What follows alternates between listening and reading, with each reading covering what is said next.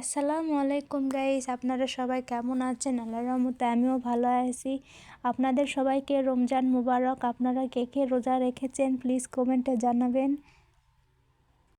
আর আজকে আমি আপনাদেরকে নতুন একটি রান্নার রেসিপি করে দেখাবো। রান্নাটা হলো কবুতরের মাংস দিয়ে পোলাও রান্নার রেসিপি। আপনাদের কাছে এই রান্না কেমন লাগে আমি জানি না, কিন্তু আমার কাছে কবুতরের মাংস দিয়ে পোলাও রান্না করলে অনেক মজা লাগে। আজকে আমি মাটির চুলায় প্লাস মাটির পাতিলে রান্না করব। মাটির চুলায় রান্না করলে অনেক মজা লাগে, কিন্তু মাটির পাতিলে রান্না করলেও অনেক মজা লাগে। আমি অনেক দিন আগে একদিন মাটির পাতিলে রান্না করছিলাম, প্রায় কয় মাস হয়ে গেছে, তাই আজকে ভাবলাম আজকে মাটির পাতিলে রান্না করে আপনাদেরকে রান্নার রেসিপিটা শেয়ার করি। প্রথমে আমি চুলা জ্বালিয়ে নিয়েছি, নেওয়ার পর কেটে রাখা আলুগুলোকে দিয়ে দিয়েছি পাতিলে, দিয়ে পরিমাণ মতো তেল, হলুদ গুঁড়ো, লবণ দিয়ে ভালোভাবে আলুগুলোকে ভেজে নিয়েছি। আলুগুলোকে ভেজে নেওয়ার পর আলুগুলোকে আমি পাতিল থেকে তুলে রাখবো। রেখে পাতিলে পরিমাণ মতো তেল, কাঁচামরিচ কুচি, শুকনা মরিচ কুচি, পেঁয়াজ কুচি, দারুচিনি, তেজপাতা, আদা রসুন বাটা, গরম মশলা গুঁড়ো, জিরা গুঁড়া দিয়ে ভালোভাবে নেড়েচেড়ে নিব। নেড়েচেড়ে নেওয়ার পর এখানে মাংসগুলোকে দিয়ে দিব। মাংস দিয়ে ভালোভাবে নেড়েচেড়ে এখানে কষানোর জন্য পানি দিয়ে দিব। মাংস কষানো চলতেছে, আপনারা ভিডিও দেখতে থাকুন। হিমুর সংসার ইউটিউব চ্যানেলে আপনারা কি কি ভিডিও দেখতে চান প্লিজ কমেন্টে জানাবেন, এবং আমার চ্যানেলটা সাবস্ক্রাইব করবেন, লাইক, কমেন্ট এবং শেয়ার করবেন।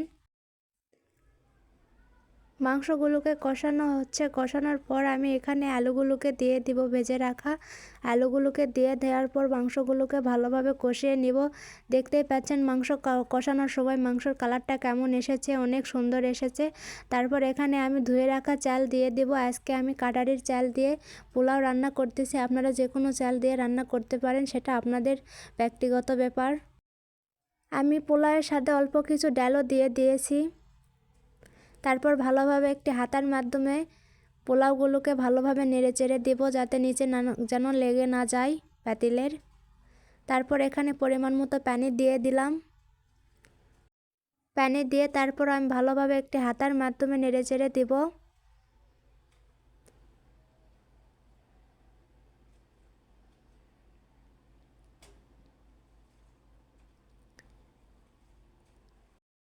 পোলাও রান্নার সময় আপনাদেরকে একটা জিনিস খেয়াল রাখতে হবে, যখন আমরা কষানো মাংসে চাল দিয়ে দিব তখন কিন্তু চুলার আঁচ মিডিয়ামে রাখতে হবে, যেন নিচে পাতিলের লেগে যেন না যায়। তারপর একটি ঢাকনা দিয়ে আমি পোলাও আবার ঢেকে দিলাম। তারপর এখানে আমি একটি দেশি মুরগির ডিমও দিয়ে দিয়েছি। দেখতেই পাচ্ছেন আমার পোলাও রান্না প্রায় হয়ে গেছে।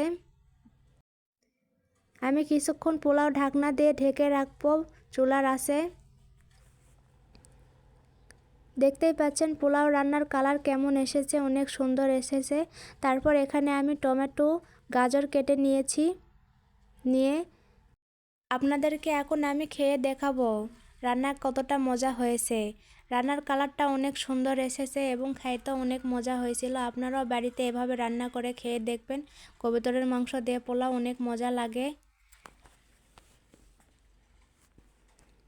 এবং আমার চ্যানেলটা লাইক, কমেন্ট এবং শেয়ার করবেন, সাবস্ক্রাইব করে আমার পাশে থাকবেন। আসসালামু আলাইকুম।